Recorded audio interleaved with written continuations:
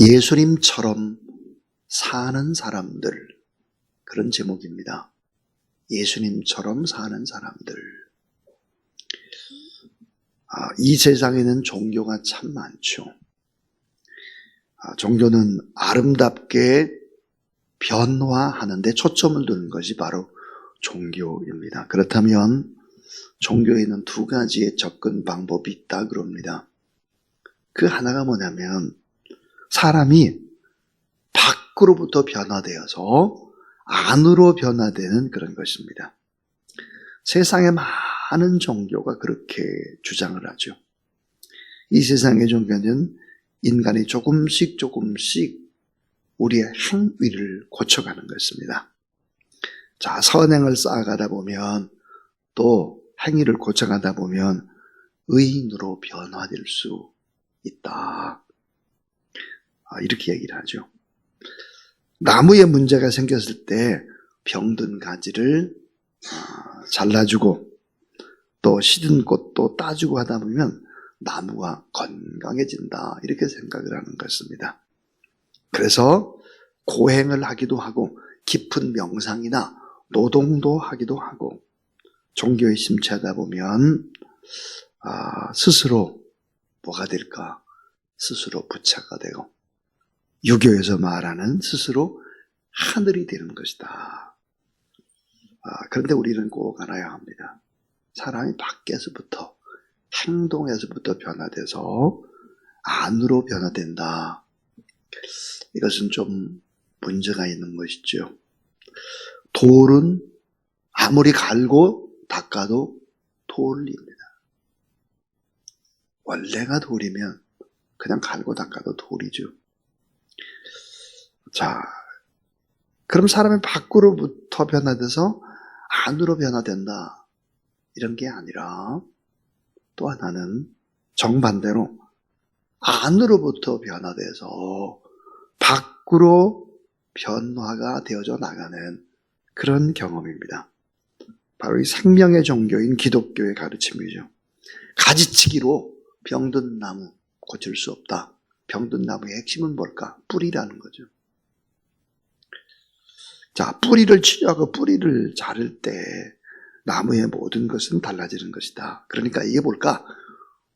우리 마음 안에 있는 이 영이 변화되고 혼이 변화되고 우리의 육이 변화된다.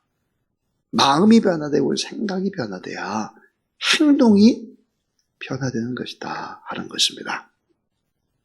그래서 갈라디아서 2장 16절을 보면, 자, 사람이 의롭게 되는 것은 율법의 행위로 말미암는 것이 아니요, 오직 예수 그리스도는 믿음으로 말미암아 된 줄을 알므로 우리도 그리스도 예수를 믿나니 이는 율법의 행위로서가 아니고 그리스도를 믿음으로써 의롭다함을 얻으려 함이라. 율법의 행위로는 의롭다함을 얻을 육체가 아무도 없느니라 그랬습니다. 자, 너의 힘으로는 저주를 물리칠 수가 없다. 너의 노력은 결코 복된 존재가 될 수가 없다. 율법을 지키는 행위와 선행으로 의롭게 되고 거룩하게 되고 구원에 이르는 것이 결코 아니다 하는 것입니다. 이거 분명히 하자 하는 거예요. 요한복음 5장 24절에 보니까 내가 진실로 너희 이르노니 내 말을 듣고 또 나 보내신 이를 믿는 자는 영생을 얻었고 심판에 이르지 아니하나니. 여러분 따라하세요. 사망에서 생명으로 옮겼느니라. 에베소 3장 12절에도 우리가 그 안에서 그를 믿음으로 말미암아 담대함과 하나님께 당당히 나아감을 얻느니라 그랬습니다. 이거 우리 구원관을 분명히 해야 합니다. 자, 오늘 에베소 4장 13절이 요절이라고 했습니다. 이 요절은 기독교 교육의 아주 근간이 되는, 뿌리가 되는, 핵심이 되는 하나님의 말씀입니다. 하나님의 아들을 믿는 것과 아는 일에 하나가 되어 온전한 사람을 이루어 그리스도의 분량까지 자라가라. 이 말은 우리가 그리스도를 온전히 닮아가고 우리가 작은 예수 그리스도가 되어야 한다. 이게 기독교 교육의 핵심인 것입니다. 우리가 바르게 신앙생활을 해서 그리스도에게로까지 자라가기 위해서 또 행복하게 신앙생활을 하기 위해서 우리는 다음과 같은 원리들을 반드시 잘 알아야 합니다. 그 원리가 뭘까? 이 첫 번째 원리입니다. 그것은 나의 죄악과 나의 죄악, 내가 망하게 된 나 자신을 보라 하는 것입니다. 나의 죄악을 보고 내가 이렇게 살면 망하게 된다. 이렇게 된 자신을 보라 하는 것입니다. 주님을 닮아가는 것은 어떻게 가능할까? 작은 예수가 되는 것은 어떻게 가능할까? 이 땅에 예수님처럼 우리가 살아나야 되는데 어떻게 축복과 변화와 참 행복을 누릴 수 있을까? 그것은 철저히 망하게 되는 내 모습, 죄악된 내 모습, 너무 추하고 악한 내 모습을 볼 수 있어야 한다는 것입니다. 나의 모습 속에서 우리는 소스라치게 놀라고 놀라야 된다는 거죠. 구약성경의 이사야는 시대가 다 썩고 역사가 다 병들고 백성들이 다 망하게 됐다. 그러나 자기 자신은 어렵다고 생각을 했습니다. 그래서 이사야는 백성들을 위해서 기도를 했습니다. 그런 기도하다가 엄청난 깨달음을 이사야가 얻습니다. 이사야 64장 6절에 내가 쌓은 의란 더러운 옷과 같구나. 내가 쌓은 의의 이런 행동들은 더러운 옷과 같구나. 여기서 나온 더러운 옷이라고 하는 것은 부상병의 피고름을 감싸하고 있었던 냄새 나는 붕대입니다. 내가 쌓는 의라고 하는 것은 냄새 나는 붕대가 다다. 이것을 알았습니다. 아내가 이렇게 기도를 하는 것입니다. 간절히. 타락한 남편을 위해 기도를 합니다. 남편을 고쳐달라고. 방탕한 자식을 위해서 기도합니다. 그 자식을 돌아오게 해달라고. 그렇게 기도하다가 이 아내는 자신의 죄악을 보는 것입니다. 자신의 부족함을 보는 것입니다. 자신의 옹졸한 가슴, 변화되지 못한 못난 자신의 모습을 발견하는 것입니다. 이사야는 어느 날 하나님 앞에서 간절히 기도하다가 하나님 아버지, 이 썩은 이 사회를 고쳐주시고 이 나라를 고쳐주시고 병든 나라, 이 나라 이렇게 되면 안 되지 않습니까? 막 소리쳐 기도를 했습니다. 기도하는 순간 하나님이 그에게 이랬습니다. 하나님 앞에서 자신의 존재를 이사야가 발견합니다. 그리고 뭐라고 말하나? 오 주님, 저는 부정한 사람이었습니다. 부정한 악한 자가 하나님을 배웠습니다. 그리고 그는 자기의 입술을 가립니다. 여러분, 그 당시의 전통에 의하면 입술을 가린다. 이것은 무엇을 의미할까? 나병 환자, 문둥병 환자가 입을 가리는 것입니다. 주님, 제가 문둥병 환자와 같은 자입니다. 난 부정한 사람입니다. 입술을 가리면서 그렇게 외치는 것입니다. 그렇게 하지 않으면 성한 사람이 그를 돌로 쳐 죽이는 것이지요. 난 부정한 사람입니다. 이렇게 문둥병 여자가 외치지 않으면 성한 사람이 그를 돌로 쳐 죽입니다. 이사야는 살아계신 하나님 앞에서 자신의 너무나 초라한 모습을 본 것입니다. 썩어가는 문둥병자가 바로 나 자신이라는 것을 이사야는 보기 시작했습니다. 사회 문제가 아니고 내 문제구나. 나는 대책 없이 문제만 지적하면 따지고 다른 사람이 잘못 산다고 지적했던 내가 문제로구나.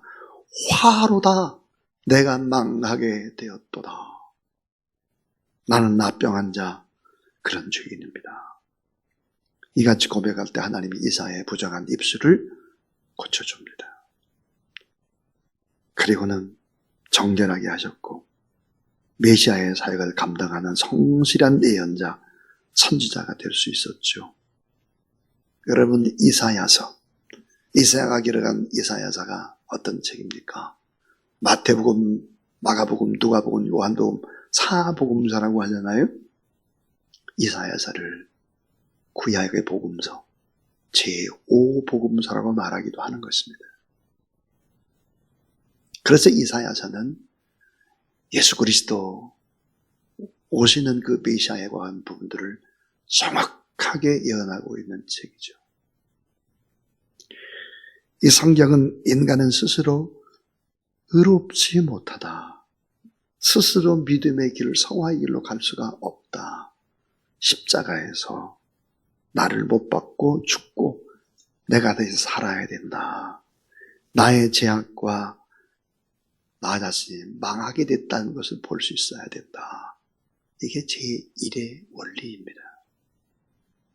자, 복된 신앙생활하고 예수 그리스도를 닮아가는 제2의 원리가 뭘까? 십자가상에서 내 저주를 담당하시고 나를 복되게 만든 사실을 믿으라 하는 것입니다. 십자가상에서 내 저주를 예수님이 담당하셨다. 그분이 나를 복되게 만드셨다. 이런 대속의 사랑, 구속의 사랑, 속죄하는 그 놀라운 십자가의 사랑, 이 사랑을 믿고 내가 다시 태어난다 하는 것입니다. 죽게 된 내 자신, 저주의 물에 빠져 망하게 된 내 자신, 이 자신의 실존을 발견했다면 이제는 십자가 위에서 나를 위해서 행하신 신적 교환을 받아들여야 되는 것이죠. 루터의 말대로 신적 교환. 자리를 바꾸셨어요. 예수님은 죄인의 자리에 앉고 우리는 의의 자리에 앉았다. 신적 교환이 일어났다. 여러분, 우리에게 그렇다면 율법, 구약을 주신 이유가 뭐겠나? 모세오경을 주신 이유가 뭘까? 내가 얼마나 저주받을 죄인인지를 깨닫게 하는 기준이 바로 율법입니다. 기준이 없으면 잘못을 범했는지 잘 모르잖아요. 정답이 없으면 오답도 모르잖아요. 관역이 없으면 이 오발탄이구나 이걸 모르잖아요. 관역. 지금 나의 영적 상태를 비춰보는 거울이 율법인 것입니다. 율법 가운데 그 핵심이 요약된 것이 바로 십계명이죠. 자, 육체적인 저주, 정신적인 저주, 영적인 저주, 환경적인 저주, 물리적인 저주, 절망에 빠진 상황, 나에게 희망이 없고 나는 죽어 마땅하다. 이게 뭐예요? 율법입니다. 이 같은 상황에 처한 인간의 실존, 그때 하나님의 아들 예수 그리스도께서 나의 모든 죄를 담당하시고 내가 져야 될 모든 저주와 사망, 이 모든 것들을 다 담당하셨다. 주님이 십자가상에서 그렇게 말씀하셨어요. 뭐라고 말씀하셨을까요? 여러분 따라하세요. 다 이루었도다. 이 뜻이 뭘까요? 내 죄값을 내가 다 대신 갚았다. 그 말이. 율법의 저주를 내가 십자가상에서 이렇게 다 담당했다. 그래서 갈라디아서 3장 13절에 뭐라고 얘기할까요? 예수 그리스도께서 우리를 위하여 저주를 받은 바 되사 율법의 저주에서 우리를 속량하셨으니 기록된 바 나무 위에 달린 자마다 저주 아래 있는 자라 하였습니다. 갈라디아 2장 19절부터 쭉 보면 자, 그리스도와 함께 내가 율법을 향해서 죽었다. 내가 그리스도와 함께 십자가에서 죽었다. 내가 그리스도와 함께 내 저주도 죽었다. 그리스도와 함께 죽고 내가 의롭게 다시 살아났다. 갈라디아서 2장 19절부터 20절 말씀입니다. 우리 위해서 저주를 담당하신 예수 그리스도. 그래서 자신은 저주가 없다. 예수 그리스도. 이 첫 번째 원리와 두 번째 원리를 믿으면 우린 구원받은 하나님의 사람인 것이죠. 자, 죄인의 편에서 십자가의 교환. 죄인의 자리에 예수님이 앉고 내가 의인의 자리에 앉았다는 이 교환은, 이 십자가는 죄인의 편에서 본 뭐예요? 횡재입니다. 천지개벽과 같은 기적이죠. 자, 두 가지 원리를 지금까지 얘기했어요. 우리가 복된 신앙생활을 하고 예수님을 닮아가려면 이거 분명히 알아야 된다. 그 첫 번째 원리는 나의 죄악, 망하게 된 내 자신의 모습을 먼저 봐라. 두 번째는 십자가상에다 내 저주를 담당하시고 나를 복되게 만드신 분, 대속해 주신, 속죄하신 그분이 바로 예수 그리스도다. 그리고 나는 변화됐다. 이걸 믿는 거죠. 마지막 세 번째 원리입니다. 이 세 번째 원리는 하나님 아버지를 기대하는 것입니다. 하나님 아버지를 기대하면서 작은 예수로 살아가는 거예요. 하나님 아버지 기대. 참 좋으신 아버지를 기대하라. 잘 될 것을 기대하라. 나빠지지 않는다. 더 좋아진다. 이걸 기대하라는 거예요. 자, 예수 그리스도의 정신으로 삶으로 인생을 실천했던 헨리 나우헨이라고 하는 그 영성학자가 그의 책에서 이런 얘기를 합니다. 한번 읽어보겠습니다. 우리는 예수님이 하셨던 것을 알고 예수님이 행하셨던 것을 행하도록 부름을 받았습니다. 우리의 영적 생활의 커다란 도전은 우리 자신이 예수님과 닮았다고 주장할 수 있어야 한다는 것입니다. 다시 말하면 우리는 지금 이 세상에서 존재하고 있는 살아계신 작은 예수라고 말할 수 있어야 한다는 것입니다.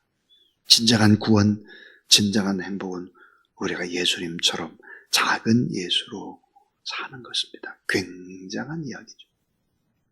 사도 바울은 그것을 알았습니다. 내가 예수 그리스도를 본받은 것처럼 너희는 나를 본받는 자가 되라. 그렇게 자신 있게 말할 수 있었던 거죠. 하나님이 우리를 예수도 대신 자녀 삼으신 그 이유는 예수님 같은 모습을 보고 싶어서입니다. 하나님이 우리에게 요구하는 것은 얼마나 예수 그리스도의 모습, 예수 그리스도의 행동, 예수 그리스도의 말, 예수 그리스도의 생각을 우리가 가지고 살아가나를 바라보는 것이죠. 왜 예수 그리스도를 믿습니까? 구원받기 위해서. 그 다음 차원은 예수님처럼 온전한 사람이 돼서 예수님과 참 복되게 예수님 닮은 사람으로 살아가는 것입니다. 자, 어머님이 자녀에 대한 자랑을 합니다. 자녀에 대해서 엄청난 기대감을 가지고 있죠. 또 손자, 손녀를 바라볼 때 마찬가지입니다. 온전한 자로 보려고 합니다. 기대감을 가지고 있습니다. 똑똑하다, 이쁘다, 잘되게 될 것 같다. 특별히 천재 같고 다 그렇잖아요. 왜 그럴까요? 다 기대감 때문입니다. 기대감. 온전한 자, 흠 없는 자가 되기를 원하는 것이죠. 그것을 바라보는 것입니다. 작은 예수 그리스도로, 예수 그리스도 닮은 제자로 온전한 사람이 되라. 그러려면 나는 날마다 예수님의 제자다. 나는 완전한 자가 된다고 생각하고 고백하고 선포하고 순종하기 쉬운 것부터 차근차근 순종하고 믿음의 공동체 안에서 서로서로 돕고 나누고 이런 상호 책임을 인정하고 이런 것들을 연습하면 우리도 어느새 예수 그리스도를 닮아있다. 이것을 알게 될 것입니다. 여러분의 모습 속에서 예수 그리스도의 모습이 흘러나오게 되기를 주님의 이름으로 축원합니다. 171장 찬송 드리겠습니다. 171장.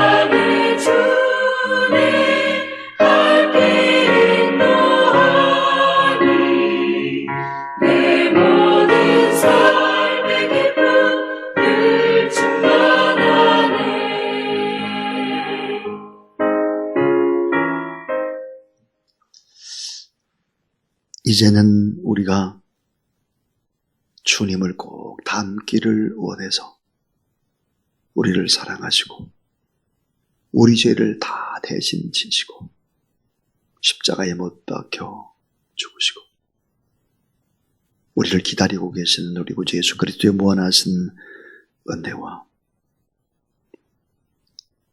우리를 그리스도의 놀라운 사랑으로 그리스도 닮기를 또 기대하고 또 우리의 일거수일투족을 주장하시는 아버지 하나님의 놀라우신 사랑과 성령의 거룩한 역사하심이 오늘도 주님 닮기를 원하는 귀한 종들 머릿머리 위에 인생 살아가는 동안 늘 함께 하시기를, 동행하시기를 간절히 축원하옵나이다. 아멘.